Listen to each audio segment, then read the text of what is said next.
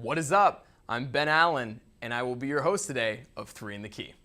Today, we will be looking at what is going on in the sports world, and we'll have a talk via Skype with the University of Michigan basketball beat writer, Simon Kaufman. And he'll talk a little bit about the NCAA scene post-Sweet 16 matchup of KU and Michigan from a year ago. Also, Farzin and Vasugian and Andrew Curtis will join me over at the bar later to talk about KU basketball senior night tonight against Texas Tech. But first, let's get you up to date on what you missed.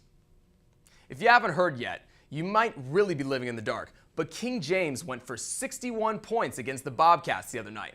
As if being a Bobcats fan wasn't bad enough, now you have the king of basketball come in and basically make you give up all hope on the game of basketball. If I was a Bobcats fan, I'd be looking up at Mr. Jordan right now upstairs and being like, where are you at? Are you going to come suit up for us and try to slow down this guy?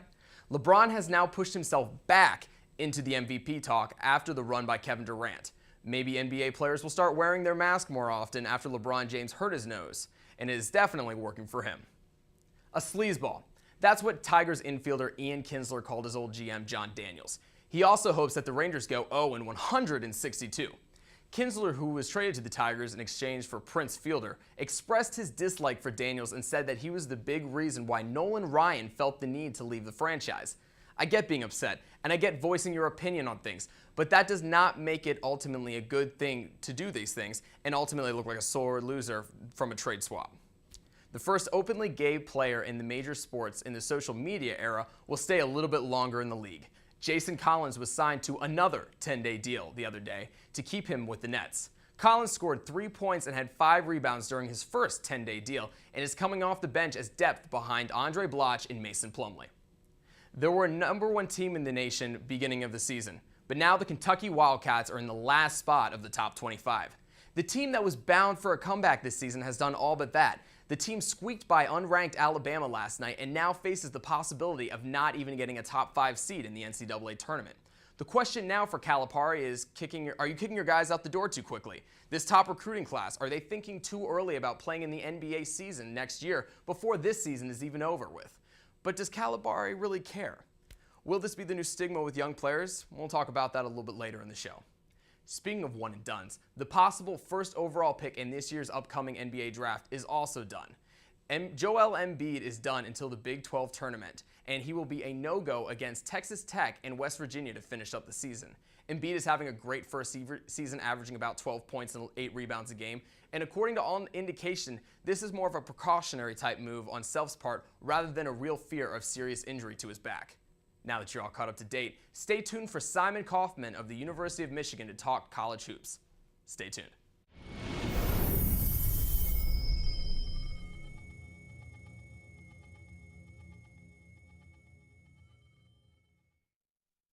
Well, welcome back. Now joining us via Skype is the University of Michigan basketball beat writer, Simon Kaufman. Simon, how are you doing there, bud? I'm doing great, Ben. Thanks for having me on. Well, thank you so much for taking the time off your spring break to be able to talk to us just for a little bit. So, we'll jump right into things here. A little less than a year ago, your Michigan Wolverines were on a last-second shot from now point guard of the Utah Jazz, Trey Burke. He sank a 35-foot-plus shot to knock the Jayhawks and stunned them back into what was one of the most surprising games for Jayhawk fans after watching it from that game. Now, as a perspective of a Michigan student and a Michigan fan and a Michigan media member at that point also, what was it like watching that game? Well, I was just a fan at that time. I wasn't writing about the team, so it was just a crazy game. We were pretty upset the way that game was going late in the game. Michigan, down 10 pretty late in the game, and then for them to be able to turn that around, and just when Trey hit that shot basically from John Beilein's lap, we just went nuts. We never would have expected that, and when he hit that shot, it kind of looks like, Michigan might be able to pull this out. That really shifted the momentum. It was just a pretty crazy March for that team in general. Not a team a lot of people had picked going that far. But I think that game was kind of the pinnacle for them, showed what they were capable of. Where were you watching that game at that time? I was down in Dallas at the time, but were you back with a bunch of Michigan buddies at that point? Yeah, I was watching with a bunch of Michigan buddies. We were watching in one of the dorms. It was Saturday night, I think. So we were prepping to go out one way or the other. We went out a little happier than we thought we were with about 4 minutes left. in the game, but you could just kind of hear the whole campus jump for a second when that shot went in. Okay. So now looking at this season, obviously you lost Tim Hardaway Jr. and you lost Trey Burke. Now you're looking at a guy like Mitch McGarry. He went to high school with a guy who actually went to my high school in Massachusetts at one point, Melvin Edgin. And he broke out in the tournament last season, had an amazing, amazing season, and now he's been hurt most this season. What has the impact been with not having him in the lineup most of the time? Well, yeah, absolutely. McGarry kind of came onto the scene in the tournament last year. I think he averaged like 14 points, 10 rebounds, double-double during March last season. And, he probably could have gone, if he were to go to the draft, probably, first-round pick. He decided to come back along with Glenn Robinson. And despite losing Trey and Tim, you're thinking this could be another great season for Michigan. Then you hear early on, he's got some back problems. He plays a couple of games early on. He looks fine, but then they decide to shut him down for surgery. And, Michigan fans kind of hold their breath. But I think one of the things that's been great, not to undermine anything McGarry does, but the team never really, felt bad for themselves losing him. They saw, okay, we're going to lose McGarry. Who's the next man up? Kind of a next man up philosophy. Mm-hmm. And they've just gotten huge contributions from, sophomores Stauskas, Robinson, and LeVert. And, they've changed the offense a little. They're not so much reliant on big men in the paint like McGarry would have given you. And they've become a team that can just shoot lights out from the perimeter. And that's where they've been getting a lot of their scoring. So I think in some regards it's helped them. But now, what's gotten into Stauskas? Because I remember last year thinking, oh, he was just the guy on the outside who was able to knock down shots. He's averaging ridiculous point numbers this season. What has really been the biggest thing for him in which he was able to step up from last season and really go into a role of being a scorer? Yeah, well, last season, everyone knew this guy was a shooter. You leave him open on the perimeter, he's going to knock down shots. Mm-hmm. But he stayed over the summer. Him and sophomore guard Karis LeVert, they both stayed at Michigan over the summer, and they were working out with strength and conditioning coaches. I think Stauskas put on about 20 pounds. And, the big thing, it's kind of a cliche amongst the Michigan media, but he's not just a shooter anymore. He has the ability to drive, get to the rim, and that's really changed his game. He's primarily still a shooter. He's averaging 17 points, and he shoots, 46% behind the arc. He's always a threat with the ball in his hands, but I think his ability to go to the hoop has made him even more dangerous as a shooter, because you can't just hang on him around the perimeter, because he's not afraid to drive to the hoop. Okay. Now, obviously, we touched on Glenn Robinson a little bit earlier, and throwing Tim Hardaway into that mix and Horford, these are guys that all have famous relatives. All of their brothers or dads played in the NBA and had successful careers. What has it been like having those family members around the school, and what do you think it has done for them as players in the collegiate level? Yeah, well, specifically, I think with Robinson was another guy that had a great year last year, and he could have potentially declared for the draft and been probably a high first, or at least a first round or early second round pick playing in the NBA right now. But he decided, he said last year that he thinks he still has more to prove, and he came back. And I think some of that is, having his dad, big dog. I think he feels a little bit of pressure to live up to that. And I think at the beginning of the season, it was a little disappointing. Not that he wasn't putting up good numbers, but we kind of thought that this was going to be, Glenn Robinson, his offense to lead. And it turned out being Stauskas' offense and LeVert's offense. And Robinson, he's kind of streaky one game to the next. I think a huge turning point for him was just the other night at Purdue. Michigan's trailing the whole game. And he knocks down a shot at the buzzer at Purdue, where his dad played for 2 years. To send Michigan on. And we actually had a chance to talk with Glenn Robinson Jr., his dad, after the game. And he was saying he always likes those games because he's rooting for both teams. His alma mater, but also, his son's Michigan team. So it was the ideal finish for him. But I think that little bit of confidence is going to be big for him going forward come the tournament. And obviously, we just touched on it a little bit more. But the team right now, they have always been known for this rivalry with Michigan State, and they knocked them off last time they played. What is the current state of the rivalry between Michigan and Michigan State? Yeah, well, the Michigan State rivalry, just like any university and state school rivalry, it's always going to be big. It's always going to be huge. It's always one of the most anticipated games of the season, and I think after being a little humbled on the gridiron several months back, Michigan was excited to get the chance to settle things on the hardwood, and they went into East Lansing, which is just a vicious atmosphere, and they put down Michigan State there. And then just 2 weeks ago, they beat Michigan State at home, and they were both pretty convincing wins.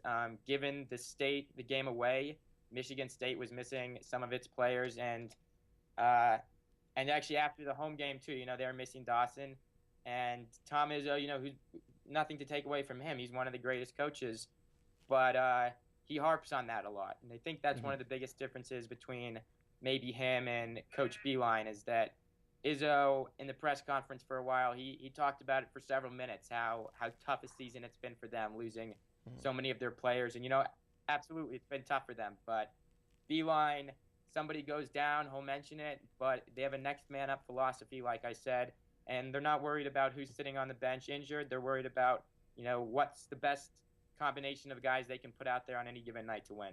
Certainly, and I think that's what a lot of coaches are doing right now. So touching a little bit closer to home here out in Kansas, what's your opinion on this year's Jayhawks? I think that the Jayhawks are actually, a similar situation to Michigan this year. I think they have identical records. What are they sitting at? 22-7. Yeah. I think they almost have identical records in conference. Michigan's 14-3. I think the Jayhawks are 13-3. But where you're coming back and you're a young team. And that's what Michigan did. That's what Kansas is doing this year. They lost McLemore last year, and so it's having to find a way to replace, in your case, his 16 points per game, and they're doing it. They're doing it with a young team. You have, I think, the starting lineup, save for one, is freshmen and sophomores, and I think it's just a really exciting team. You've got some great scorers. Andrew Wiggins, obviously any night he could go off. But then you also have someone like Embiid who can put up 10 points a game, but also grab, 8 rebounds a game.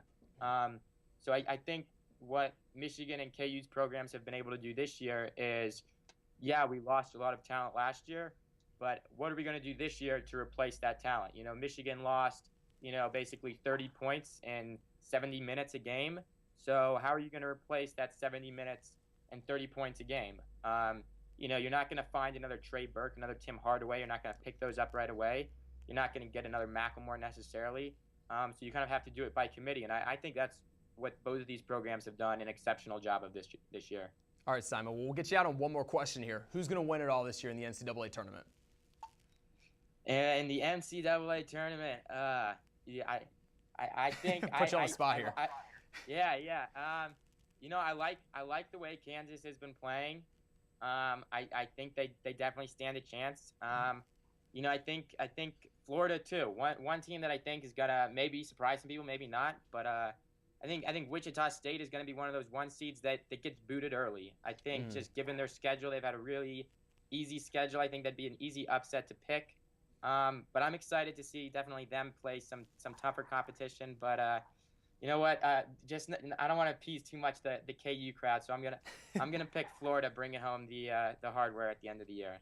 All right. Well, right now that's two of us in that same category because I'm thinking the same thing with Florida. Simon, thanks so much for taking your time out of your spring break to be able to talk to us. And when we return, Andrew Curtis and Farzine will be joining us. So Simon, have a good rest of your break. All right. Thanks a lot, Ben. All right. We'll be right back.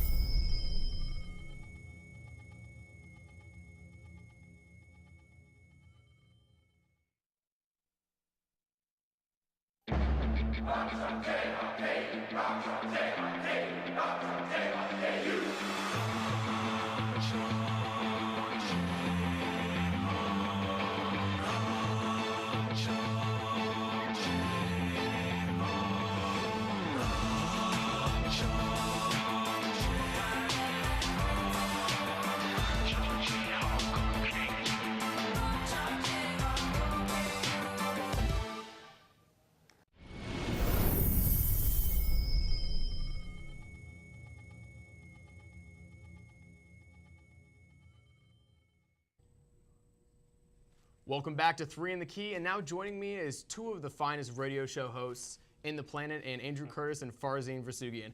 Andrew was just on a few weeks ago, and well, Farzine is Farzine, and he's making his debut tonight. Rookie. So he's a rookie. We co-host a radio show together on Mondays. It's called Jayhawk Zone. So if you ever get a chance to listen to 90.7 at about 7 o'clock on Mondays, you'll be hearing our voices.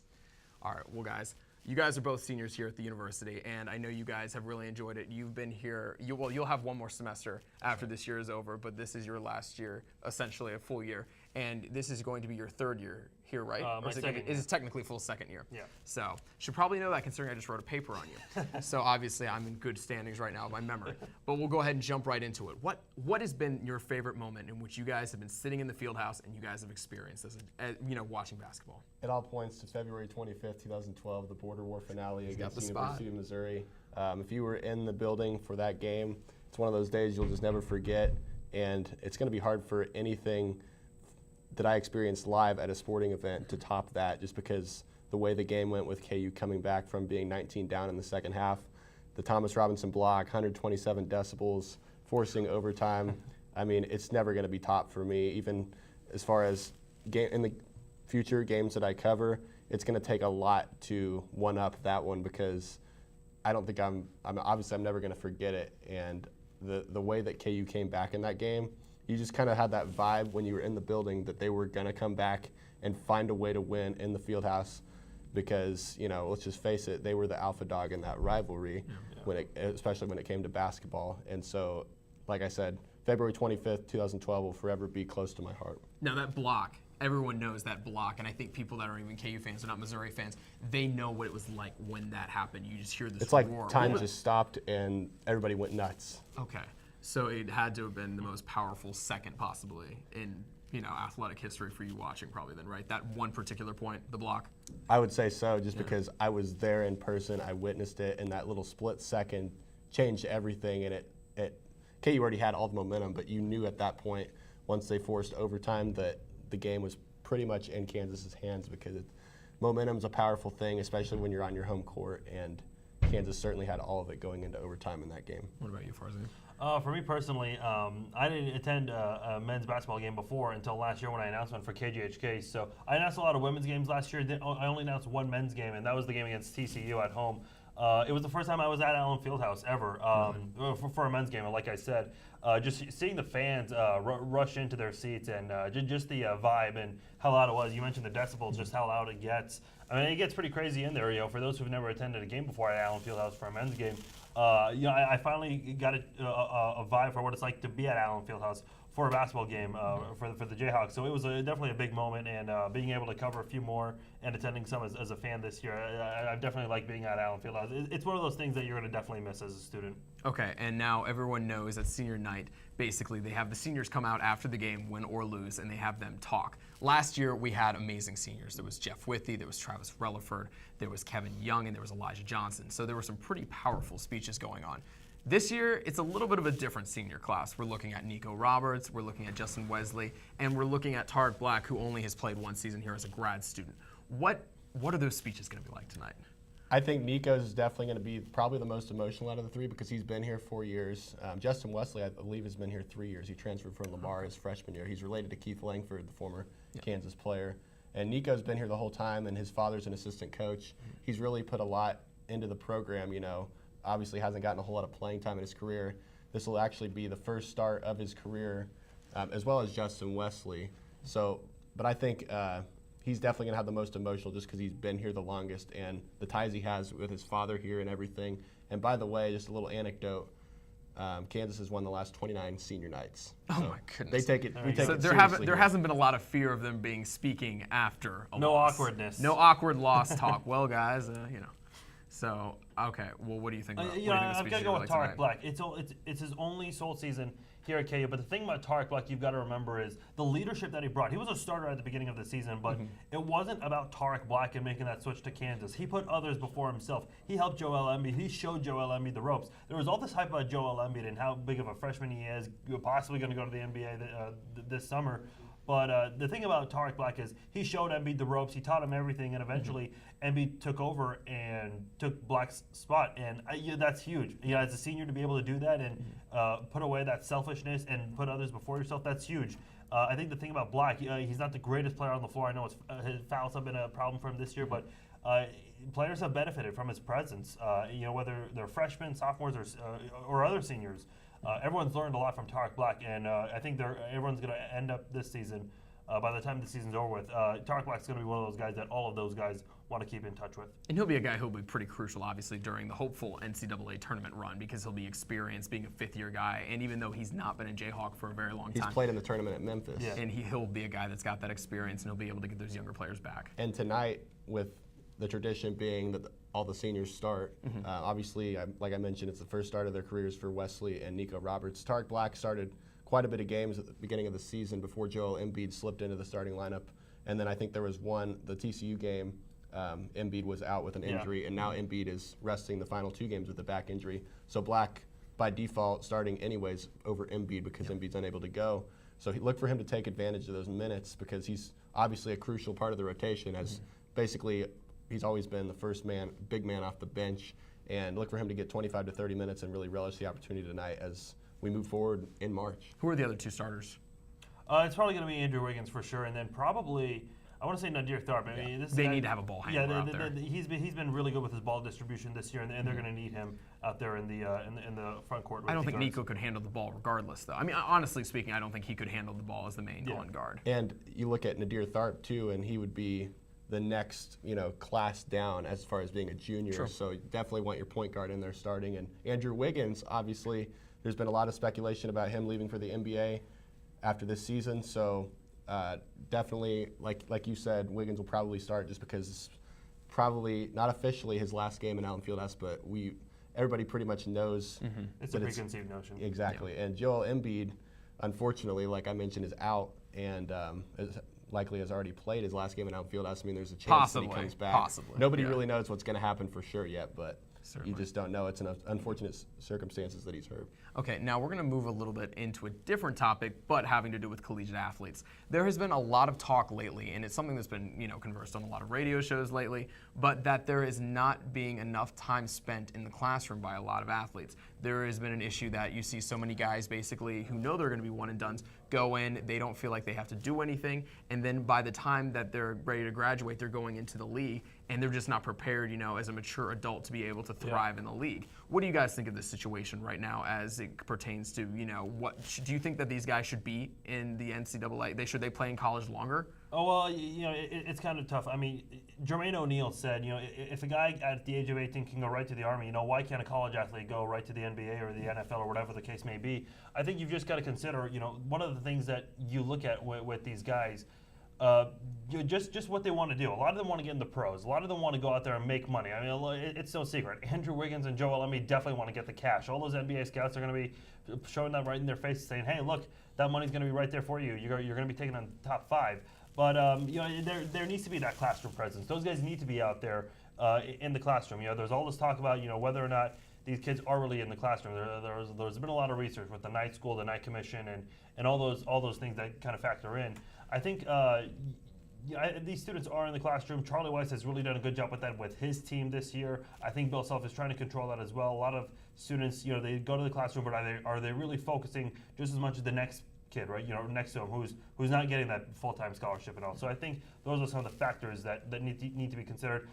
To answer your question, though, I don't think they need to be there longer. If they choose the option to drop out and go to the NBA, go for it. That's their choice, and that's how it's been for a while. Okay. Mike Silver, the new NBA commissioner who just took over for Adam Silver. I'm sorry. He just took over for David Stern as commissioner of the NBA, and he wants to expand it to 2 years after college instead of the one. There was discussion, that it should be a 2-year thing. But nothing's really progressed to this point. But I think that would definitely benefit college basketball and the NBA, but especially with the academic side of college basketball, because when you're in school for 1 year, one and done, essentially some of these players that are college basketball players, once you get to April or so after the season's over, if they know they're one and done, they commit to the NBA, they almost stop going to classes, some of them. That's what I've heard anyway, just pure speculation. Whereas if you're staying in school 2 years at the minimum, or possibly 3, which the NFL rule is 3 years after high school before you can enter the draft. You're more dedicated to your academics because you know that you're going to have to keep doing well and strive to improve as a student in order to keep going with your scholarship. You certainly want to get good grades with that aspect. One of the things you've got to consider, I think this was the case with Macklemore. Some players, they're redshirt their freshman year, and then they play their sophomore year when academically they're a sophomore, but on the court they're considered a freshman. So some players are in school 2 years, but they're only playing 1 academic year. And plus, if you go to school for 2 years or possibly 3, then you have the opportunity to come back and pursue your degree later on. Like Shaq did that with LSU. 15 plus years after he was done with school, he came back and completed his undergrad. So certainly. Well, guys, thank you so much for coming in and being able to talk to us a little bit about senior night. Hopefully you guys are calling the game tonight. Hopefully you guys enjoyed that last time in Allen Fieldhouse, being able to call this game. And I wish you guys good luck in your endeavors afterwards. That's all we have for today. Special thanks to Simon Kaufman for coming in and obviously for these guys being here today. We are going to be on a 2-week break going into spring break, but look forward to seeing you when we come back in session. I'm Ben Allen, and this has been 3 in the Key. Have a great evening.